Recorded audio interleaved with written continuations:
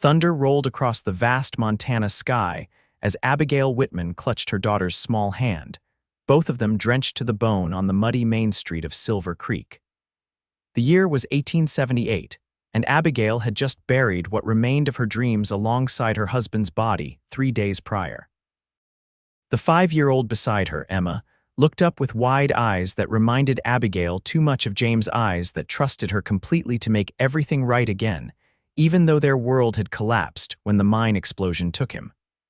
"Mama, where will we sleep tonight?" Emma asked, her voice small against the pounding rain. Abigail forced her lips to curve upward, though the smile didn't reach her eyes. "Don't you worry, sweetheart. Mama's got it all figured out." The lie tasted bitter on her tongue. In truth, the landlord had given them until sundown to vacate the small miner's cabin they'd called home, and their meager savings wouldn't last a week. The rain slashed sideways, and Abigail pulled Emma under the awning of the general store, desperately scanning the street for some inspiration, some salvation that might appear. A stagecoach rattled past, spraying mud onto her already soiled skirts. Silver Creek had been a boomtown once, before the mine started yielding less silver and more bodies. Now it was just another struggling outpost where dreams came to die. "Your hair looks like wet noodles, Mama," Emma giggled, reaching up to touch a bedraggled strand that had escaped Abigail's once neat bun. Abigail laughed a hollow sound that barely disguised her desperation. "Does it now?" "Well, perhaps I should open a noodle shop instead of looking for laundry work." She tweaked her daughter's nose, maintaining the facade of cheerfulness that had become second nature since James's death. The general store's bell jingled as the door swung open. A tall figure emerged, his broad shoulders filling the doorframe. He paused under the awning, seemingly surprised to find them huddled there.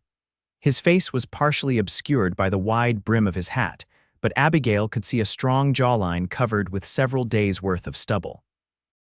"Madam," he greeted her with a slight tip of his hat, revealing eyes the color of a summer sky. His gaze shifted to Emma and his expression softened. "Miss," Emma grinned up at him, unbothered by her dripping clothes or their dire circumstances. "My mama's hair looks like noodles," she announced proudly. "Emma," Abigail chided, her cheeks warming despite the chill of the rain. The stranger's mouth quirked upward. "Mighty fine noodles, if you ask me." His voice was deep, with a slight drawl that suggested he'd spent time further south. Abigail straightened her back, dignity being one of the few possessions she had left. "We're just waiting for the rain to let up a bit," she explained, though she hadn't the faintest idea where they'd go once it did. "Been waiting long?" He asked, studying her with a gaze that seemed to see right through her carefully constructed veneer. "Not too long," Abigail lied, brushing wet strands of hair from Emma's forehead. "We'll be on our way soon." The man's eyes narrowed slightly. He glanced at their single carpet bag, all that remained of their possessions after selling the rest to pay for James's funeral. "Where you headed?" "Oh, just..." Abigail's voice faltered. "Just over to..." She gestured vaguely down the street. Emma looked up at her mother with confusion. "But Mama, Mr. Patterson said we can't..." "Emma, darling," Abigail interrupted quickly, bending down to adjust her daughter's already straight collar. "Remember what we talked about adventures." The stranger watched this exchange, his expression unreadable. Then he set down the sack of provisions he'd been carrying and crouched to Emma's level. "You like adventures, little miss," Emma nodded enthusiastically. "Mama says we're having a big adventure, but I don't think she likes it very much." She leaned in conspiratorially. "She only smiles with her mouth now, not her eyes like before." Abigail felt her carefully constructed mask begin to crack. She opened her mouth to redirect the conversation, but the stranger spoke first, rising to his full height and fixing her with a gentle but penetrating gaze. "You don't have to pretend anymore," he said quietly, the words barely audible over the pounding rain, yet they hit Abigail with the force of a physical blow. She blinked rapidly, fighting back the tears that threatened to spill. "I don't know what you're talking about," she insisted, her voice wavering traitorously. The stranger didn't argue. Instead, he reached into his pocket and withdrew a folded piece of paper. "Name's Kieran Yates. I own the Double Y Ranch about 10 miles west of here." He handed her the paper. Been looking for someone to help with the cooking and housekeeping. The last girl left to get married last month. There's a cabin on the property, small but dry. You and your daughter would be welcome there." Abigail stared at the paper in her hand, a simple advertisement seeking household help. I couldn't possibly. "Mama, can we, please?" Emma tugged at her skirt, excitement lighting up her face for the first time in days. "Is there a horse? I always wanted to see a real horse up close." Kieran smiled at the child. "Got about 30 horses, little miss. And a new foal born just last week." "A baby horse," Emma squealed, bouncing on her toes. Abigail hesitated, caught between desperation and pride. "Mr. Yates, it's very kind, but you don't know anything about me. I could be a terrible cook or a thief, or you're a mother trying to take care of her child," he interrupted gently. "That tells me enough." He paused, then added, "The cabin's sitting empty either way, might as well have someone in it." The rain began to ease, and sunlight broke through the clouds, casting long shadows down the muddy street. Abigail looked at her daughter's hopeful face, then back to the stranger Kieran, who waited patiently for her decision. "When would you need us to start?" she asked finally, her voice barely above a whisper. "My wagon's out back," he replied. "We can leave as soon as you're ready." Abigail nodded slowly, realizing she had nothing to pack, nowhere to go, no goodbyes to say. Silver Creek held nothing but memories now, and not all of them good. "We're ready now." As Kieran led them around to where his wagon waited, Emma skipping ahead excitedly, Abigail felt a peculiar lightness in her chest. The burden of maintaining her brave facade in front of her daughter had been exhausting. Somehow, this stranger had seen through it in minutes, and rather than judging her for it, had offered them a lifeline. She didn't know what awaited them at the Double Y Ranch, but for the first time since the mine collapse, Abigail allowed herself to truly hope that their future might contain more than just survival. The journey to the Double Y Ranch passed in relative silence, broken only by Emma's occasional questions and Kieran's patient answers. He spoke about his horses, the cattle operation he ran, and the small but loyal crew of ranch hands who worked for him. As they left the mining town behind, the landscape opened up into rolling hills covered with spring grass, dotted with wildflowers that had bloomed after the rain. "How long have you had the ranch?" Abigail asked, trying to focus on anything but the uncertainty ahead. Kieran glanced at her from beneath the brim of his hat. "About 5 years now. Inherited it from my uncle. He had no children of his own." His hands were steady on the reins, guiding the team of horses along the rutted track. "Before that, I worked cattle drives from Texas up to Kansas mostly." "That must have been dangerous work," she observed. "Had its moments," he admitted with a small smile. "Taught me a lot, though, about cattle, horses, people too." Emma, who had been watching a hawk circling overhead, turned her attention back to the conversation. "Were you a real cowboy, Mr. Yates? With guns and everything?" Kieran chuckled. "Still am, I suppose, though these days I'm more of a rancher. And yes, I've carried guns when needed, though I find most problems can be solved without them." "My papa had a gun," Emma stated matter-of-factly. "He said it was to protect us from bad men and bears." Abigail saw Kieran's questioning glance and felt compelled to explain.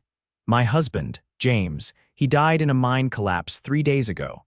The words still felt unreal coming from her mouth. Kieran's expression sobered. "I'm sorry to hear that, Mrs. Whitman. That's mighty tough." "Thank you," Abigail replied automatically, the phrase worn smooth from repetition over the past few days as townsfolk had offered condolences. "And please call me Abigail," he nodded. "Abigail then." The wagon crested a small rise, and suddenly the Double Y Ranch spread out before them, a sprawling main house built of sturdy logs, several outbuildings, a large barn, and corrals containing horses of various colors. Cattle grazed in the distance, small dark shapes against the green hills. "There it is," Kieran announced. "Home sweet home." Emma gasped in delight. "It's like a picture book." Despite her worries, Abigail had to admit it was beautiful. The setting sun cast a golden glow over everything, and smoke curled invitingly from the main house's chimney. A few men moved about the yard, leading horses or carrying supplies. As they approached, one of the ranch hands looked up and raised a hand in greeting. Boss was starting to wonder if you got washed away in that downpour. Takes more than a little rain to stop me, Pete, Kieran called back good-naturedly. He guided the wagon to a stop in front of the main house. Got some new folks joining us. This is Mrs. Whitman and her daughter Emma. Mrs. Whitman's going to be taking over the cooking and housekeeping. Pete, a weathered man in his 50s with a friendly face, touched the brim of his hat respectfully. Madam, young miss, welcome to Double Y. You're a sight for sore eyes. We've been surviving on Charlie's cooking since Miss Josephine left, and that boy couldn't boil water without burning it. Abigail smiled, a genuine one this time. I hope I can live up to expectations. You cook better than Charlie, and you're already exceeding them, Pete assured her with a wink. Kieran jumped down from the wagon and came around to help Abigail and Emma descend. His hand was warm and calloused as it closed around hers, and she was suddenly aware of how long it had been since she'd felt the touch of anyone except her daughter. James had been cold and distant in the months before his death, worn down by the brutal work in the mines and the constant struggle to provide for his family. Let me show you to the cabin, Kieran offered, picking up their lone carpetbag. You must be tired from the journey. The cabin was set a short distance from the main house, close enough to be convenient but far enough to offer privacy. It was simple but sturdy, with a small porch facing the west. Inside was a main room with a stone fireplace, a kitchen area with a cast iron stove, a table with 4 chairs, and 2 doors leading to what Abigail presumed were bedrooms. It's not fancy, Kieran said, setting down their bag, but it's solid. Roof doesn't leak and the chimney draws well. It's perfect, Abigail breathed, already mentally comparing it to the cramped, dark miner's cabin they'd left behind. Truly Mr. Yates, Kieran, he corrected. If I'm calling you Abigail seems only fair. Kieran, she amended, this is more than generous. He shrugged, looking slightly uncomfortable with her gratitude. There's firewood stacked out back, and I'll have one of the boys bring over some provisions to get you through tonight. You can start work tomorrow or take a day to settle in if you prefer. Tomorrow is fine, Abigail insisted. I'd rather keep busy, Kieran nodded, understanding in his eyes. Breakfast for the hands is at sunrise. They're simple men with simple tastes, coffee strong enough to stand a spoon in, eggs, bacon, biscuits if you're so inclined, dinners at sundown. He moved toward the door. I'll leave you to get settled. If you need anything, the main house is just up the path. After he left, Emma immediately began exploring, opening cupboards and peering under the bed in the smaller of the 2 bedrooms. Abigail sank into a chair at the table, suddenly overwhelmed by the rapid change in their circumstances. That morning, they had been facing homelessness. Now they had shelter, employment, and a chance to begin again. Mama, there's a real oil lamp in here. Emma called excitedly from one of the bedrooms. And the bed has a feather mattress, not straw, Abigail smiled, grateful for her daughter's resilience. She rose and began to unpack their meager belongings, determined to make this small cabin a home for Emma, even as she wondered how long they would be permitted to stay. Kieran Yates seemed kind, but she had learned the hard way that a man's kindness often came with unspoken expectations. James had been kind too at first. As darkness fell, there was a knock at the door. Abigail opened it to find a young ranch hand, barely out of his teens, holding a basket covered with a checkered cloth. Mr. Yates sent this over, madam, he said, handing her the basket. Said you might be hungry after your journey. Abigail accepted it gratefully. Thank you, mister. Just Charlie, madam, he grinned sheepishly. I'm the one who's been burning the coffee and overcooking the beans. The boys are mighty glad you're here. After Charlie left, Abigail uncovered the basket to find fresh bread, a jar of preserves, some cold chicken, and 2 apples. She called Emma to the table, and they shared their first meal in their new home, watching through the window as the stars appeared one by one in the vast Montana sky. When Abigail tucked Emma into bed that night, the little girl yawned and asked sleepily, Mama, are we going to be happy here? Abigail smoothed the hair from her daughter's forehead. I think we might be, sweetheart. I like Mr. Kieran, Emma murmured, her eyes drifting closed. He has kind eyes, not mad eyes like Papa had at the end. The innocent observation pierced Abigail's heart. She hadn't realized Emma had noticed the changes in James before his death, how the gentle husband and father had slowly transformed into a bitter, sometimes frightening stranger. She kissed her daughter's forehead, whispering, "Sleep well, my love." In her own bed later, Abigail stared at the unfamiliar ceiling, listening to the night sounds of the ranch, distant lowing of cattle, the occasional whinny of a horse, the rustle of wind through the trees outside. She thought about Kieran Yates, with his quiet strength and perceptive blue eyes that had seen through her careful pretense. "You don't have to pretend anymore," he'd said, and something inside her had crumbled at those simple words. Abigail pressed her face into the pillow and allowed herself to weep silently for James, for the life they'd once dreamed of, for the uncertain future that stretched before her and Emma, until exhaustion finally pulled her into dreamless sleep. Dawn broke with a chorus of roosters announcing the new day. Abigail woke with a momentary disorientation before remembering where she was. She dressed quickly and slipped out of the bedroom, finding Emma still fast asleep. Rather than waking her, Abigail decided to let her rest while she went to prepare breakfast for the ranch hands. The main house kitchen was spacious, with a large cookstove, a long work table, and open shelving holding provisions and cookware. Abigail quickly familiarized herself with the layout, stoking the fire in the stove and putting on a large pot of coffee. She found flour, lard, and buttermilk for biscuits, sliced thick slabs of bacon, and cracked 24 eggs into a bowl. The rhythm of cooking was soothing, something familiar amid all the change. Ranch hands began filing in just as she pulled the last batch of biscuits from the oven. They nodded respectfully, mumbling thanks as they filled their plates. Kieran was among the last to arrive, and he paused in the doorway, watching as she efficiently managed the breakfast service. "Morning," he said, approaching the stove with an empty mug. "Coffee smells like it might actually be coffee today, not tar." Abigail filled his mug, aware of his eyes on her face. "I hope it meets with your approval. My father was particular about his coffee." Kieran took a sip and nodded appreciatively. "Perfect. Strong enough to wake a man up but won't put hair on his chest." He glanced around the busy kitchen. "You settling in all right?" "Yes, thank you. The cabin is lovely," she replied, turning to slide another pan of biscuits into the oven. "Emma's still sleeping. She was exhausted from yesterday." "Let her rest," Kieran suggested. "When she wakes up, bring her by the corral." "Thought she might like to see that foal I mentioned." Abigail smiled. "She'd love that. She talked about it until she fell asleep last night." After breakfast, Abigail returned to the cabin to find Emma awake and exploring the small yard. Together, they walked to the corral where Kieran had said the foal would be. They found him there, leaning against the fence, watching as a dappled gray mare nuzzled her wobbly-legged offspring. "Mr. Kieran," Emma called, breaking into a run, "is that the baby horse?" Kieran turned, his face lighting up at the sight of the excited child. "Sure is. Her name's Starlight on account of that white star on her forehead." He lifted Emma up so she could see better over the fence rail.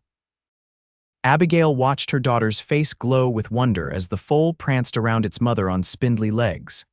"Can I touch her?" Emma asked breathlessly. Kieran exchanged a glance with Abigail, who nodded her permission. "Just for a moment, and you have to be very gentle," he instructed, opening the gate. "Follow me and stay close." He led Emma carefully into the corral, keeping his body between her and the protective mare. Speaking in low, soothing tones to both horses, he guided Emma's small hand to the foal's velvety nose. The child's delighted giggle made Abigail's heart swell. As the days passed, Abigail settled into a routine at the Double Y. She rose before dawn to prepare breakfast, spent the morning cleaning and baking, prepared a midday meal for those hands who returned to the main house, and then cooked a hearty dinner in the evenings. In between, she found time to tend to her own cabin, mend clothing, and start a small vegetable garden beside the porch. Emma flourished in the open spaces of the ranch. Kieran arranged for her to start lessons with Mrs.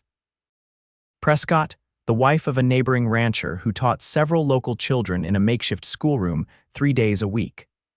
On other days, Emma often shadowed Kieran as he went about his tasks, asking endless questions that he answered with inexhaustible patience. One evening in late May, about a month after their arrival, Abigail stepped out onto the porch of their cabin to call Emma in for supper. She spotted her daughter across the yard with Kieran, sitting on a fence rail as he demonstrated how to coil a lariat. The setting sun painted them in golden light, and something about the tableau, the tall, strong man, and the small, eager girl made Abigail's throat tighten with emotion. As if sensing her presence, Kieran looked up and raised a hand in greeting. He said something to Emma, who jumped down from the fence and ran toward the cabin. "Mama, Mr. Kieran says I'm a natural with a rope," she announced proudly. "He says when I'm bigger, he'll teach me to throw it." "That's wonderful, sweetheart," Abigail said, brushing dust from her daughter's dress. "Now go wash your hands for supper." As Emma disappeared inside, Kieran approached, his hat in his hands. "Hope you don't mind me teaching her a bit of ranch work," he said. "She's got a quick mind." "I don't mind at all," Abigail assured him. "She adores learning new things, especially from you." She hesitated, then added softly, "Thank you for being so kind to her. Her father. Well, he wasn't always patient with children." Kieran's expression darkened briefly. "Some men aren't cut out for fatherhood," he said carefully, "or they forget what a privilege it is." There was something in his tone that made Abigail wonder about his own past, but before she could respond, Emma called from inside about being hungry. Impulsively, Abigail said, "Would you like to join us for supper? It's just a simple stew, but there's plenty." Surprise flashed across Kieran's face, followed by pleasure. "I'd like that very much if you're sure it's no trouble." "No trouble at all," she assured him. That evening marked a change in their relationship. Kieran began taking more meals at the cabin, sometimes bringing fresh game he'd hunted or special treats from town for Emma. He spoke of his plans for the ranch, his hopes of expanding the operation, breeding finer horses. Abigail found herself sharing stories of her own childhood in Illinois, her dreams of becoming a teacher before she met James at 17 and married him a year later. "You could still be a teacher," Kieran observed one evening as they sat on the porch after Emma had gone to bed. The night was warm, filled with the sounds of crickets and distant coyotes. "You're good with words and you've got the patience for it." Abigail laughed softly. "Perhaps someday. For now, I'm content with this." She gestured to encompass the ranch, the cabin, the peaceful night. "A few months ago, I couldn't imagine feeling safe again, let alone happy." Kieran was silent for a moment, his face thoughtful in the lantern light. "Were things very bad? With your husband?" The direct question startled her. Abigail hadn't spoken openly about the darker aspects of her marriage, even though Kieran had likely guessed much from Emma's occasional comments and Abigail's own reticence on the subject. "Not always," she said finally. "James was charming when we met. Full of dreams about striking it rich in the silver mines, but the work was hard, dangerous. It changed him. The last year especially, he drank too much. His temper grew short." She absently rubbed her wrist, where a faint scar remained from when James had grabbed her too roughly, and her skin had caught on his wedding ring. "He never struck Emma, thank God, but I feared it was only a matter of time." Kieran's jaw tightened. "No man has the right to raise his hand to a woman or child." "I know that now," Abigail whispered. "At the time, I convinced myself it was my fault, that if I could just be a better wife, keep the house cleaner, spend less money." She shook her head. "When he died, I grieved for the man I married, not the man he became. Is that terrible of me?" "No," Kieran said firmly. "It just makes you human." He hesitated, then added, "My father was like that, all charm on the outside, fury behind closed doors. My mother endured it for 20 years before she finally found the courage to leave. She took me and my sister to St. Louis, started over as a seamstress." "That must have taken incredible bravery," Abigail observed. Kieran nodded. "She was the strongest person I've ever known. Taught me everything important, how to respect others, how to work hard, how to be honest even when the truth is difficult." His voice softened. "She'd have liked you, I think." The personal revelation and the implied compliment warmed Abigail in a way she hadn't experienced in years. They sat in comfortable silence for a while until Kieran reluctantly rose to leave. At the steps, he paused. "There's a social at the Prescott place this Saturday," he said, his voice carefully casual. "Dancing, food, that sort of thing." Thought you and Emma might enjoy getting to know some of the other families in the area." Abigail hesitated. She hadn't been to any social gatherings since James's death. "I'm not sure if you don't have to decide now," Kieran interrupted gently. "Just think about it. Do what feels right for you and Emma." After he left, Abigail remained on the porch, watching the stars and considering his invitation. The idea of attending a social as a widow who was now a ranch employee, was intimidating. But Emma would surely love the excitement, and perhaps it would be good for them both to expand their small world beyond the boundaries of the double Y. When Saturday arrived, Abigail found herself brushing out Emma's hair and tying it with her best ribbon, then changing into her own Sunday dress, a simple blue cotton that James had always said brought out the color of her eyes. It was slightly looser than it had once been, testament to the weight she'd lost during the difficult months before and after his death. A knock at the cabin door announced Kieran's arrival. He stood on the porch in clean trousers, a pressed shirt, and a vest that emphasized the breadth of his shoulders. His usually unruly hair was neatly combed, and he'd trimmed his beard. The sight of him made Abigail's heart flutter in a way that both alarmed and exhilarated her. "You both look lovely," he said, his eyes lingering on Abigail for a moment before he crouched to admire Emma's ribbon. "Ready to dance the night away, Miss Emma?" The Prescott Ranch was already lively when they arrived. Lanterns hung from trees, casting a warm glow over tables laden with food. A small group of musicians played while couples twirled around a clearing that had been swept smooth for dancing. Children darted among the adults, laughing and playing games. Mrs. Prescott, a kind-faced woman in her 40s, welcomed them warmly. "Mrs. Whitman, we're so pleased you could join us." "And this must be Emma. My students speak highly of you, young lady." Emma beamed with pride.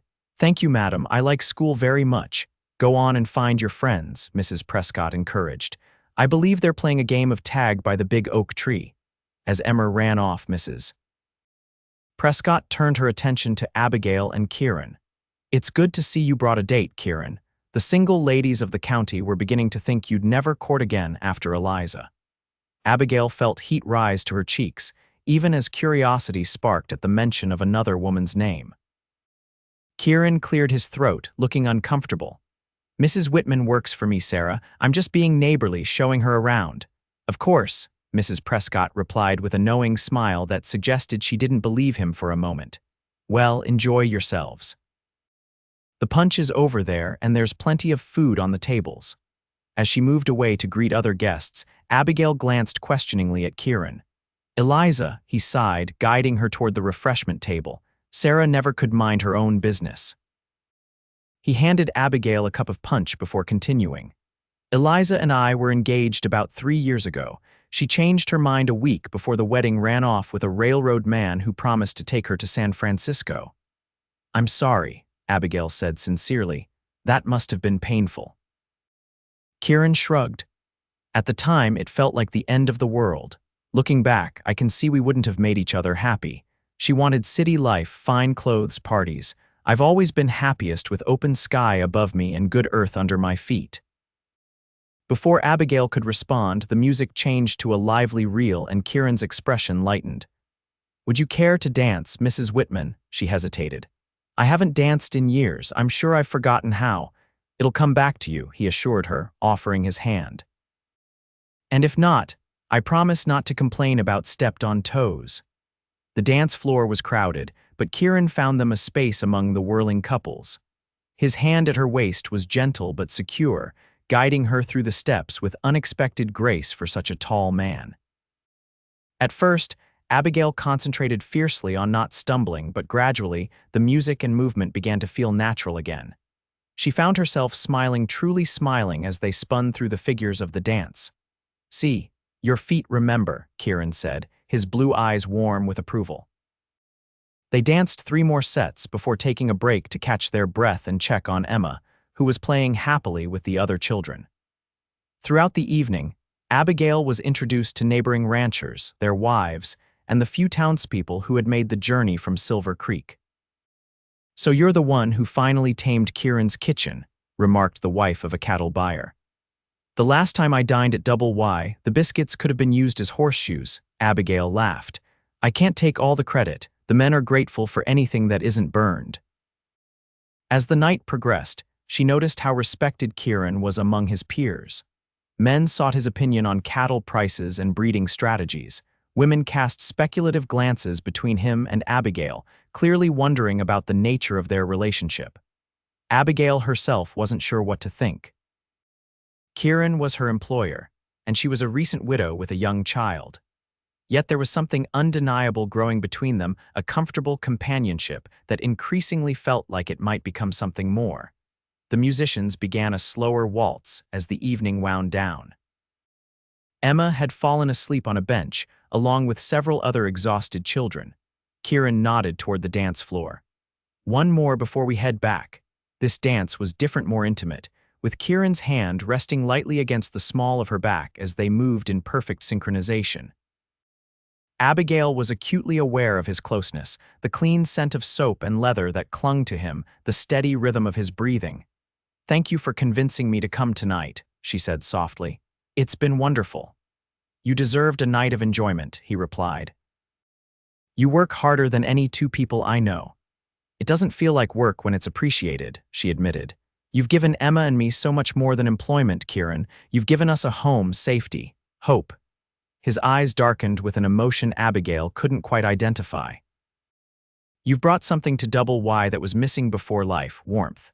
The place feels more like a home with you and Emma there." The music ended, and they stood still for a moment, reluctant to break the connection between them. Finally, Kieran stepped back, glancing over at the sleeping Emma. "We should get her home to bed." The ride back to Double Y was quiet, with Emma nestled between them on the wagon seat, her head resting against Abigail's side.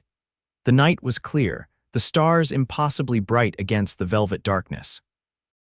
As they approached the ranch, Abigail found herself wishing the journey could last longer. Kieran carried the sleeping Emma into the cabin and gently laid her on her bed. Abigail removed her daughter's shoes and covered her with a quilt, smiling at the peaceful expression on the child's face. When she returned to the main room, Kieran was standing by the door, hat in hand. "Thank you for a lovely evening," she said, suddenly shy. He nodded, his eyes warm in the lamplight. "Get some rest. I'll see you in the morning." But as he turned to leave, Abigail impulsively touched his arm. "Kieran, who was Sarah talking about earlier, when she mentioned you courting again?" He hesitated, then sighed. "Like I said, Sarah Prescott loves other people's business more than her own." He met Abigail's gaze directly, but she wasn't wrong about my intentions, just my timing. "It's too soon for both of us, I reckon. You're still healing, and I don't want to rush you or make you uncomfortable." Abigail's heart raced at his candid admission. I don't know what to say." "You don't have to say anything," he assured her gently. "Just know that when you're ready, if you're ever ready, I'll be here." He touched the brim of his hat in a respectful gesture. "Good night, Abigail." After he left, Abigail stood motionless in the center of the room, her mind whirling with conflicting emotions. Part of her was terrified at the thought of opening her heart again, of making herself vulnerable.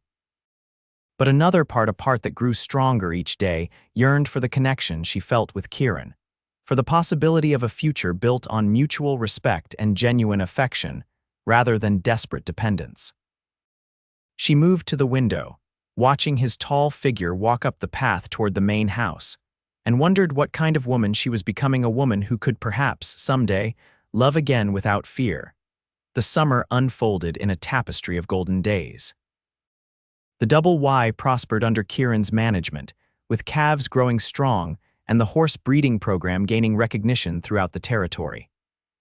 Abigail's garden flourished, yielding fresh vegetables for the ranch table and even a small surplus that she preserved for the coming winter. Emma grew taller, her dresses requiring new hems, her mind absorbing knowledge from books Kieran brought her from his occasional trips to Helena. Through it all, Kieran remained true to his word, never pressing Abigail for more than she was ready to give. They shared meals, conversations on the porch, occasional rides across the ranch lands with Emma seated before Kieran on his favorite gelding. He taught Abigail to shoot a rifle just in case, he said, though the ranch was peaceful and the nearest town a safe community. In August, a letter arrived from Abigail's sister in Illinois, responding to one Abigail had sent shortly after settling at the Double Y. Caroline expressed relief that Abigail and Emma had found a safe place after James's death and extended an invitation for them to return east if they wished. "Your old room is still here," she wrote, "and Emma would have cousins to play with. Father's health is failing, and Mother would be comforted by your presence." The letter stirred memories of the home Abigail had left behind at 18, eager to begin her life with James, and convinced that love was all they would need to build a happy future. How naive she had been, how unprepared for the harsh realities that awaited them in the mining camps of Montana Territory. That evening, she showed the letter to Kieran as they sat watching the sunset. Emma was already in bed, exhausted from a day spent helping Pete gather eggs and feed chickens, tasks she considered important ranch work. "Will you go?" Kieran asked after reading Caroline's words, his voice carefully neutral. Abigail studied his profile, the strong line of his jaw, the small wrinkles at the corners of his eyes that deepened when he smiled. "I don't know," she admitted. "A year ago, I would have said yes without hesitation, the chance to go home, to have family around us again. But now—" She took a deep breath. "Now, I'm not sure where home is anymore. Emma loves it here. She's thriving in ways she never did in Silver Creek." Abigail paused, gathering her courage. "And I've found something here I didn't expect." Kieran turned to her, his eyes intent. "What's that?" "Peace," she said simply. "And perhaps the beginning of joy again." His hand found hers in the gathering darkness, strong fingers intertwining with hers. They sat in silence as the first stars appeared, neither needing words to express the understanding that had grown between them. September brought cooler temperatures and preparations for winter. The ranch hands worked from dawn to dusk, bringing in hay, repairing outbuildings, and selecting which cattle would be sold before the snow came. Abigail and Emma helped where they could, canning the last of the garden produce and making candles from tallow. One crisp morning, Abigail was hanging laundry behind the cabin when she heard the sound of approaching hooves. Looking up, she saw Kieran riding toward her, leading a beautiful sorrel mare with a white blaze on its face. "Morning," he called, dismounting in one fluid motion. "Got something to show you." Abigail wiped her hands on her apron, eyeing the mare curiously. "She's lovely." "New addition to your herd, sort of." Kieran smiled, a hint of nervousness in his expression that Abigail had never seen before. "This is Copper. I've been training her special these past few months. She's gentle as a lamb, steady on mountain trails, and doesn't spook at much of anything." "She sounds perfect for your breeding program," Abigail observed, reaching out to stroke the mare's velvety nose. "Actually," Kieran said, clearing his throat, "I thought she might be perfect for you." Abigail's hand stilled. "For me."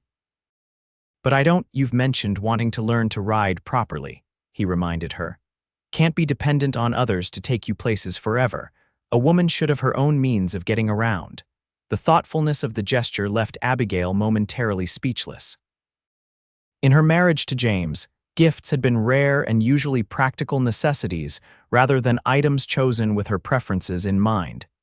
"Kieran, I can't accept such a valuable animal," she protested weakly. "You can if she's part of your wages," he countered with a smile. "Consider it an investment in your future here at Double Y."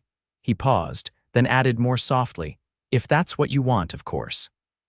Abigail looked from the beautiful horse to the man standing before her, suddenly understanding that he was offering her more than just the mare. He was offering her independence, the freedom to choose her own path, including the freedom to leave if that was what she truly wanted. "I'd be honored to accept Copper," she said finally, her voice thick with emotion. "And yes, Kieran, my future is here. Emma's too, if you'll have us." The brilliance of his smile could have outshone the autumn sun. "In that case, let's get you up in the saddle. No time like the present to start learning." The riding lessons became a daily ritual.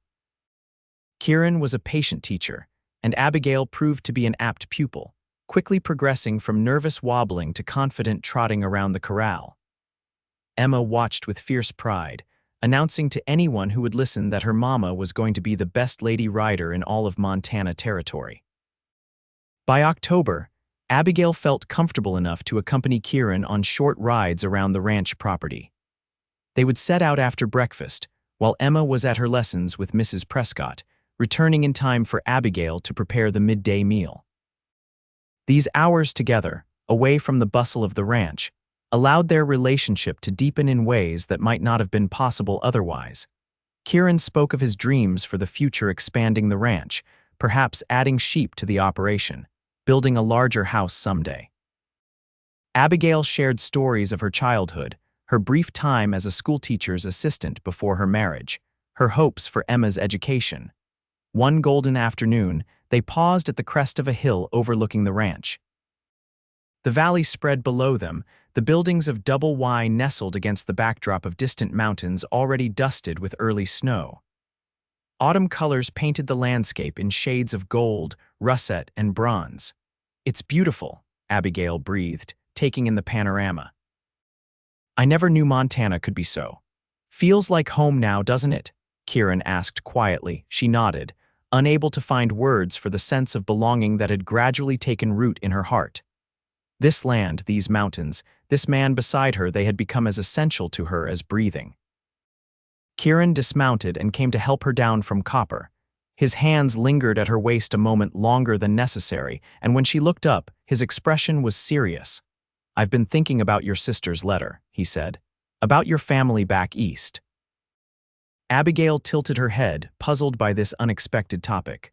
"What about them? You mentioned your father's health is failing. Might be you should visit while there's still time." He looked out over the valley, his profile strong against the autumn sky. "Winter's coming, but we could arrange for you and Emma to take the train east after Christmas when the passes are cleared. Stay until spring if you needed to." The suggestion took her by surprise. "You want us to leave?" "No," he said emphatically, turning back to her. "God knows that's the last thing I want, but I don't want you to have regrets either, Abigail. Family is precious. I lost my mother before I could say a proper goodbye, and it's a weight I'll carry always." The thoughtfulness of his concern touched her deeply. James had resented her family, had gradually isolated her from them with complaints about the cost of postage and the time she wasted writing letters that could be spent on household tasks. "That's very kind of you to consider," she said, "but I've written to Caroline again. If Father's condition worsens, I'll reconsider. For now, though, our place is here." She hesitated, then added softly, "With you." Kieran's eyes darkened, and he took a step closer. "Abigail, I've tried to be patient, to give you time. But there are moments when I find it almost impossible not to." "Then don't," she whispered, her heart racing. He needed no further invitation. His mouth found hers in a kiss that started gently but quickly deepened as months of unspoken longing finally found expression. His arms encircled her waist, drawing her against him, while her hands moved to his shoulders, feeling the solid strength of him beneath the worn fabric of his shirt. When they finally broke apart, both breathing unsteadily, Kieran rested his forehead against hers. "I've wanted to do that since the first time I saw you smile, really smile, not that brave face you put on for Emma's sake." Abigail laughed softly. "That might have been a bit scandalous, considering we'd only just met." "Worth the scandal," he assured her, brushing a strand of hair from her face with a tenderness that made her heart ache. "Worth anything, to have you and Emma in my life." The implications of his words hung in the air between them. Abigail knew they were approaching a crossroads, a moment of decision that would shape their future. "What happens now?" she asked. Kieran's expression grew serious. "That depends on you, on what you want." He took her hands in his. "I know it hasn't been long since you lost your husband. I know there's Emma to consider, but I love you, Abigail Whitman. I love your strength, your kindness, your fierce devotion to your daughter. I want to build a life with you not as my housekeeper, but as my wife, if you'll have me." The declaration, so plainly stated and heartfelt, brought tears to Abigail's eyes. For years, she had existed in the shadow of James's moods, walking on eggshells, never certain of her standing. Kieran's straightforward honesty was like sunlight after darkness. "Emma adores you," she said, her voice trembling slightly. "She's already decided you're the finest man in Montana territory." "Smart girl," Kieran replied with a small smile. "Takes after her mother." Abigail took a deep breath, acknowledging to herself what her heart had known for some time. I love you too, Kieran. I think I have since that first day when you looked at me and said I didn't have to pretend anymore. His smile could have illuminated the darkest night. Is that a yes? It's a yes, she confirmed. But, his expression grew concerned. I don't want to be just your wife, Abigail explained. I want to be your partner in everything: the ranch, our home, our future. James never saw me as his equal, and I can't go back to living that way. Relief replaced the worry in Kieran's eyes. I wouldn't have it any other way. Double Y has always been meant for a family, not just one stubborn cowboy. He grinned, drawing her close again.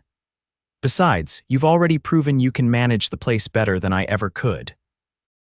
Their return to the ranch was delayed by several more kisses and a lengthy discussion about wedding plans. By the time they rode into the yard, the sun was setting, casting long shadows across the buildings. Pete was in the corral, working with a young colt, and he raised an eyebrow at their late return. "Copper giving you trouble, Mrs. Whitman," he called, clearly noting their flushed faces and bright eyes. "Not at all," Abigail replied, unable to suppress her smile. "She's perfect." Pete's weathered face creased in a knowing grin. "Uh-huh. Well, boss, if you're done with your riding lesson, Charlie's about to burn down the kitchen trying to start dinner." Kieran laughed, helping Abigail dismount. "Tell him to stand down, we'll be right there." As Pete led their horses away, Kieran took Abigail's hand. "Should we tell everyone tonight about us?" She nodded. "Yes, but let me talk to Emma first. She should hear it from me before anyone else." That evening, after the ranch hands had eaten their fill of the stew Abigail prepared, she took Emma back to their cabin for a private conversation. They sat together on Emma's bed, the quilt Abigail had started piecing together from scraps spread across their laps. "Emma, sweetheart, I need to talk to you about something important," Abigail began. "It's about Mr. Kieran." The little girl looked up attentively. "Is it because he loves you and you love him?" Abigail blinked in surprise. "How did you know that?" Emma rolled her eyes with the exasperated expression of a child stating the obvious. "Everyone knows, Mama. You smile real smiles when he's around, not the pretend ones you used to make. And he looks at you the way Prince Charming looks at Cinderella in my storybook." A laugh bubbled up from Abigail's chest. "You are entirely too observant for your own good, young lady, but yes, that's what I wanted to talk about. Kieran has asked me to marry him and I've said yes, but only if you're happy about it too." Emma's face lit up. "Really? Will we live in the big house? Will he be my papa now? Can I call him Papa?" "Slow down," Abigail said, smoothing her daughter's hair. "Yes, we'll live in the big house eventually, and as for calling him Papa, that's something you should ask him yourself." "But Emma," she added more seriously, "I want you to know that this doesn't mean we're forgetting your father. James will always be a part of who you are." The child considered this solemnly. "I remember Papa from before the mines. He used to laugh more then." She fingered the edge of the quilt. "But he was sad a lot at the end, and sometimes scary. Mr. Kieran isn't scary. He's strong but gentle, like the horses he trains." The simple observation brought tears to Abigail's eyes. She gathered her daughter into a tight embrace, marveling at the resilience and wisdom of children. "You're right, sweetheart. Kieran is one of the gentlest, strongest men I've ever known. I think we're very lucky to have found him. Can we tell him yes now?" Emma asked eagerly. "Can he come live with us tonight?" Abigail laughed. "That's not how it works, silly girl. First, we have to have a wedding. Then we'll all live together as a family." When they returned to the main house, where Kieran was waiting anxiously on the porch, Emma ran ahead and launched herself into his arms. "Mama said yes, and I say yes too. We're going to be a family." Kieran caught her, spinning her around with a laugh before setting her back on her feet. His eyes met Abigail's over the child's head, filled with such joy and promise that she felt her heart might burst. The news spread quickly through the ranch. The hands offered hearty congratulations, with Pete declaring it was about time and that they'd all been wondering when the boss would get around to asking the question everyone else could see the answer to. Mrs. Prescott, upon hearing the news the next day, immediately began planning a wedding celebration that would put last year's harvest festival to shame. Abigail wrote to her sister with the news. receiving an enthusiastic response that included Caroline's promise to send fabric for a wedding dress and her regret that the family couldn't attend due to their father's health and the difficulty of winter travel. The wedding was set for the first Saturday in December, before the worst of the winter weather set in. As the date approached, the main house underwent a transformation. Kieran and the Hands built new furniture for the master bedroom, including a larger bed and a dressing table for Abigail. Emma's room, previously a small guest chamber, was brightened with curtains sewn from cheerful yellow fabric and a special shelf for her growing collection of books.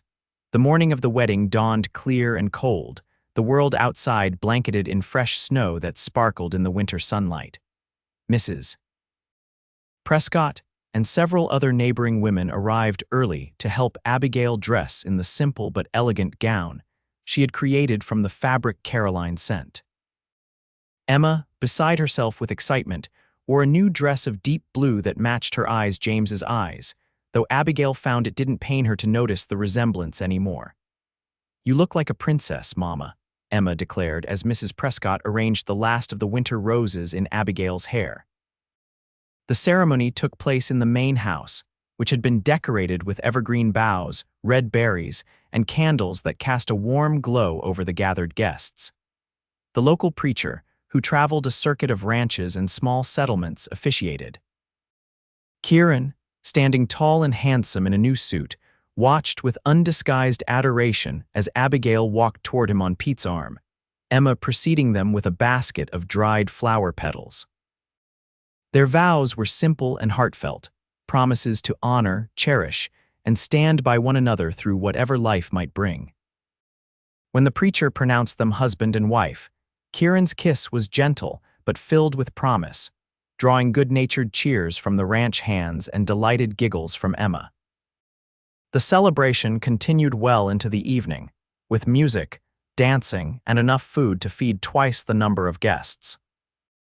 As the night deepened and the party showed no signs of winding down, Kieran found Abigail by the fireplace, where she was watching Emma teach one of the younger ranch hands a clapping game. "Happy, Mrs. Yates?" he asked, slipping an arm around her waist. The new name sent a thrill through her. "Happier than I ever imagined possible," she replied honestly. He nodded toward Emma. "She's held up well. Thought she might tire out hours ago. She's too excited to be tired. This is the first real celebration she's ever known." Abigail leaned against him, drawing strength and warmth from his solid presence. James didn't believe in wasting money on parties or holidays. Even Christmas was a subdued affair. Kieran's arm tightened around her. "Well, you'd better prepare yourself, because I plan to celebrate every Christmas, birthday, and anniversary with enough festivity to make up for all those quiet years. Starting with Christmas in 2 weeks.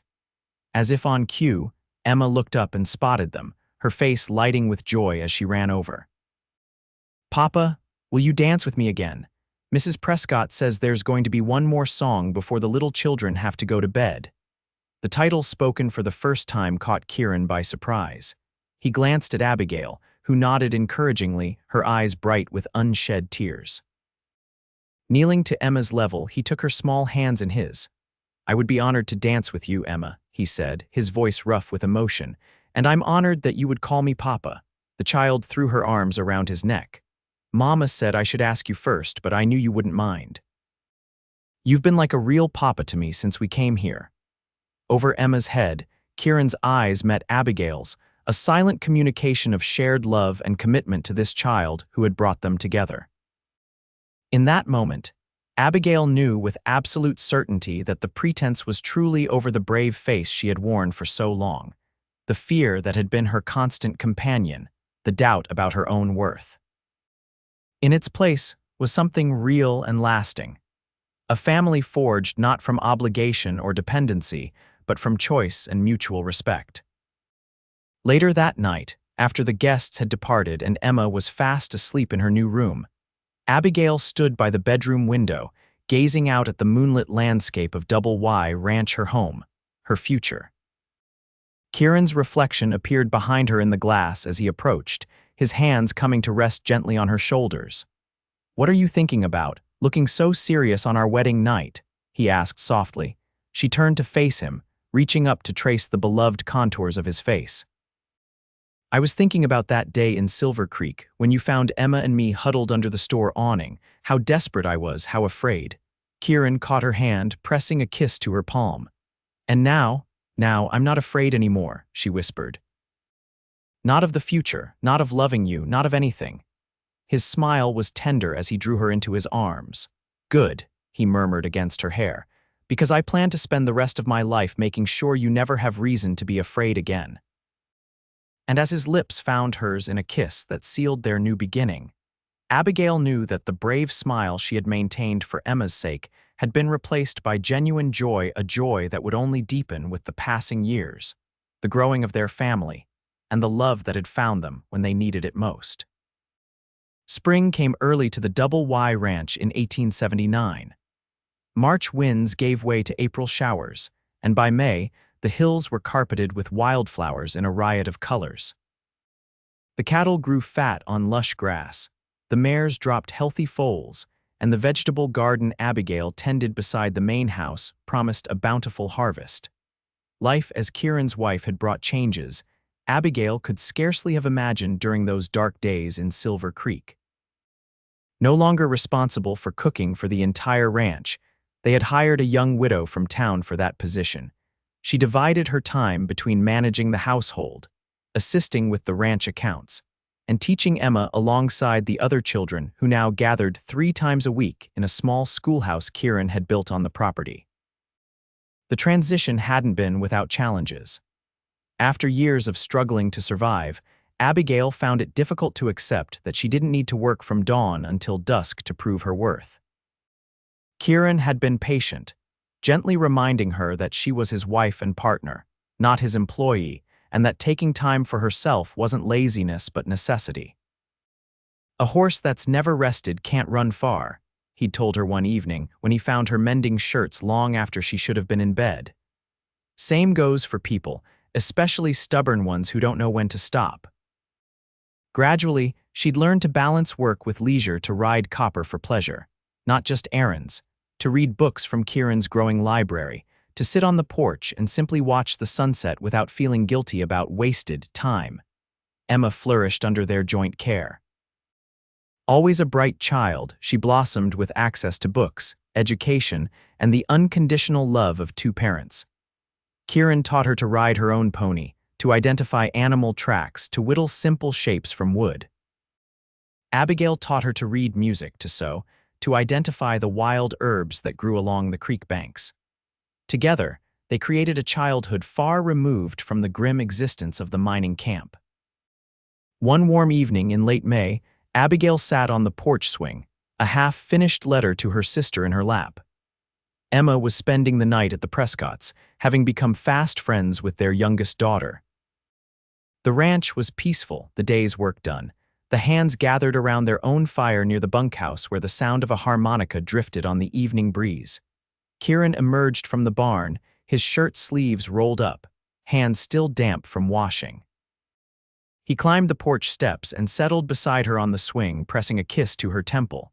Enjoying the quiet, he asked, setting the swing in gentle motion with one foot. Abigail leaned against him, savoring the solid warmth of his presence.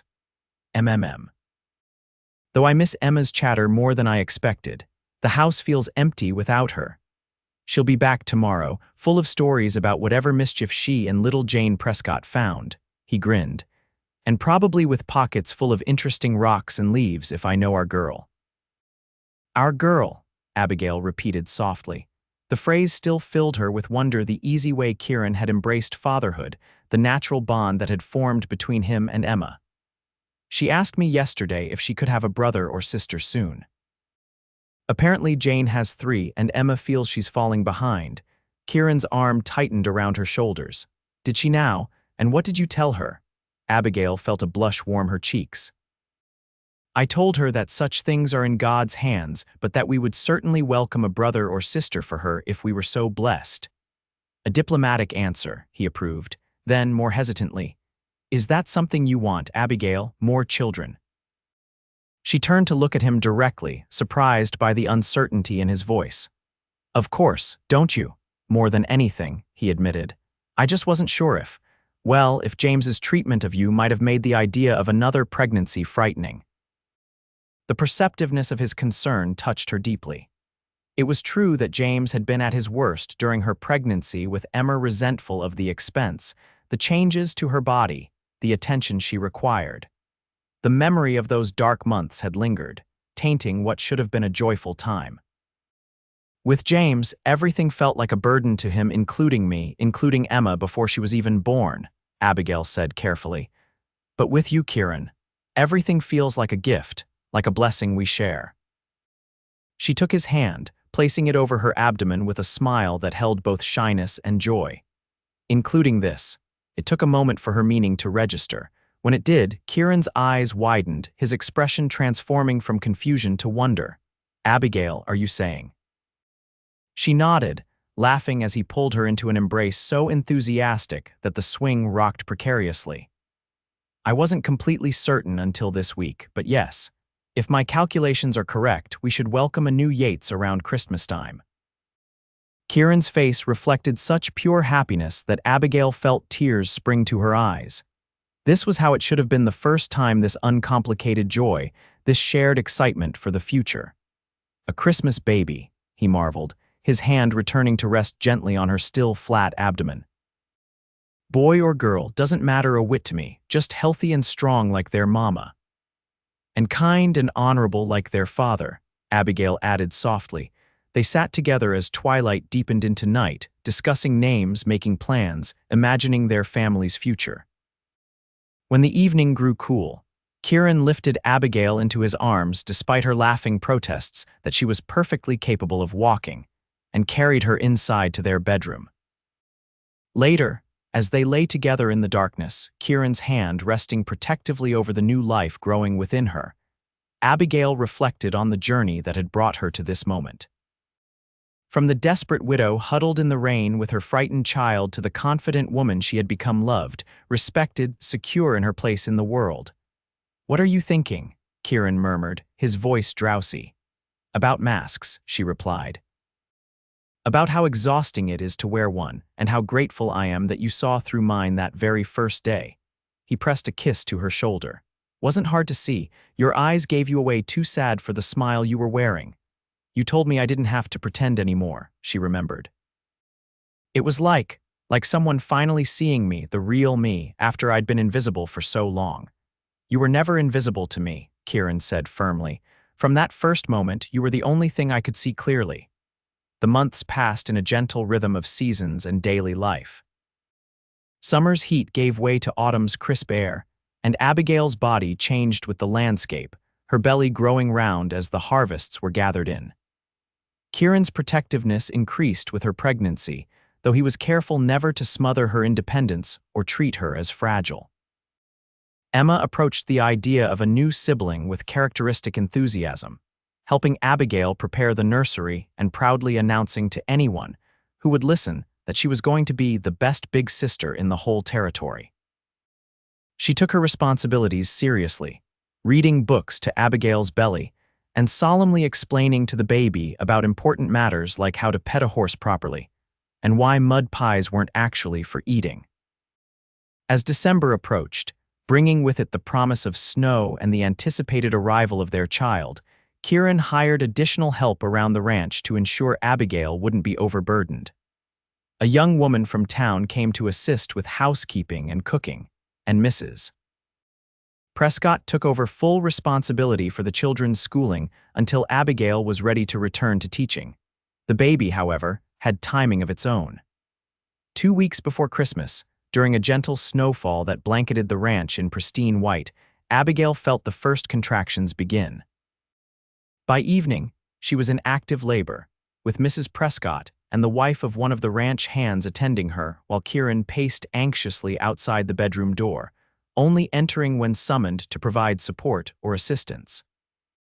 Unlike Emma's birth, which had been a long, frightening ordeal with only a mining camp midwife of dubious skill in attendance, this labor progressed smoothly. As midnight approached, Abigail delivered a healthy boy with a strong cry and a shock of dark hair like his father's. "He's perfect," Kieran whispered, tears streaming unashamedly down his face as he held his son for the first time. Absolutely perfect.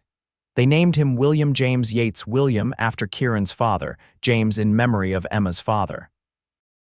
Emma, allowed into the room once everything was cleaned up, approached the bed with uncharacteristic shyness, her eyes huge as she gazed at the tiny bundle in Abigail's arms. "He's so small," she whispered in awe. "Was I ever that small?" "Even smaller," Abigail assured her, shifting so Emma could see the baby's face. "Would you like to hold him? You'll need to sit very still." With Kieran's help, Emma settled into a chair, her expression solemn as the swaddled infant was placed carefully in her arms. William's eyes, still the unfocused blue of newborns, seemed to study his sister's face. One tiny hand escaped the blanket, and Emma gently touched his fingers, marveling when they curled reflexively around hers. "Hello, William," she said softly. "I'm your big sister, Emma. I've been waiting a very long time to meet you." The sight of her children, together the daughter who had survived so much hardship with her, and the son born of love and hope, filled Abigail with a contentment so profound, it brought tears to her eyes. Kieran, noticing, sat beside her on the bed and took her hand. "Happy tears?" he asked quietly. She nodded, unable to speak past the emotion tightening her throat. He seemed to understand anyway, pressing a kiss to her forehead with a tenderness that said more than words could express. In the years that followed, the Yates family continued to grow and flourish. The Double Y prospered under Kieran's management, becoming one of the most respected ranches in the territory. Abigail's school expanded to include children from neighboring properties, eventually growing into a proper schoolhouse with a bell tower and enough students to justify hiring an additional teacher. Emma, showing her father's affinity for horses and her mother's intelligence, grew into a capable young woman who could ride as well as any cowboy and quote Shakespeare with equal facility. William, joined by a sister named Catherine 2 years after his birth, inherited Kieran's quiet strength and Abigail's compassionate nature. In 1885, when Montana was still 7 years from statehood, Abigail's parents finally made the journey west to visit the family they had never met. Her father, whose health had improved enough to allow travel, wept openly at the sight of his grandchildren, while her mother pronounced the ranch far more civilized than I feared, and developed an unexpected fondness for horseback riding despite her advanced age. On the 10th anniversary of their wedding, Kieran surprised Abigail with a trip to San Francisco, a city she had dreamed of visiting, but never expected to see. For 2 weeks, they explored the bustling metropolis, attending the theater, dining in fine restaurants, and walking arm in arm along the waterfront. It was a glimpse of another life, one they might have chosen if circumstances had been different.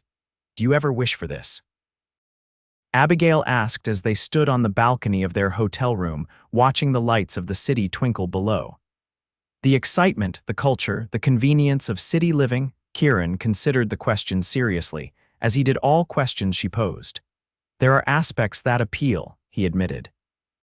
"But no, I don't wish for it. The city feels confining, too many people, too many walls, not enough sky." He drew her into his arms. "What about you? Do you regret choosing a life so far from all this?" Abigail shook her head without hesitation.